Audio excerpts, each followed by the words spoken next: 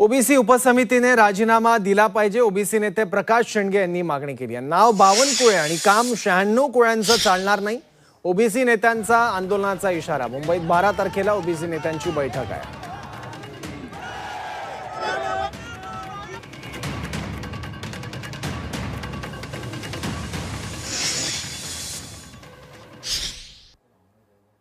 ह्या मंत्रिमंडळ उपसमिती जी आहे तिच्यावरती आता या महाराष्ट्रातील ओबीसींचा विश्वास राहिलेला नाही आणि म्हणून आजच्या पत्रकार परिषदेतून आम्ही मागणी करत आहोत सरकारकडे की ही जी ओबीसी मंत्रिमंडळ उपसमिती जी आहे ती ओबीसींच्या हक्काचं संरक्षण करण्यासाठी फेल ठरलेली आहे आणि म्हणून त्या मंत्रिमंडळ उपसमितीने राजीनामा दिला गेला पाहिजे आणि पुण्यानं नव्यानं ज्यांना ओबीसीविषयी तळमळ आहे अशा प्रकारचा नवीन मंत्रिमंडळ उपसमिती जी आहे ती स्थापन करावी जेणेकरून ओबीसींच्या हक्काचं संरक्षण करेल।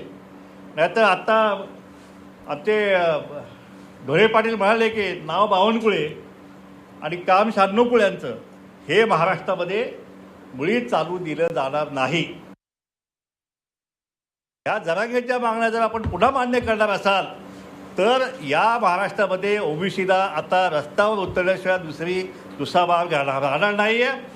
आम्ही 12 तारखेला या मुंबईमध्ये महाराष्ट्रातील सर्व ओबीसी समाजातील प्रमुख नेत्यांची आणि कार्यक्रम बैठक त्या दिवशी आम्ही बोलवलेली आहे। 12 तारखेपर्यंतच्या आतमध्ये सरकारने त्यांची भूमिका स्पष्ट करावी, नाहीतर 12 तारखेला आम्ही सगळे नेते मिळून आणि कार्यकर्ते मिळून या राज्यामध्ये आम्ही बंडाचा झेंडा जो आहे तो आम्ही उभारल्याशिवाय राहणार नाही।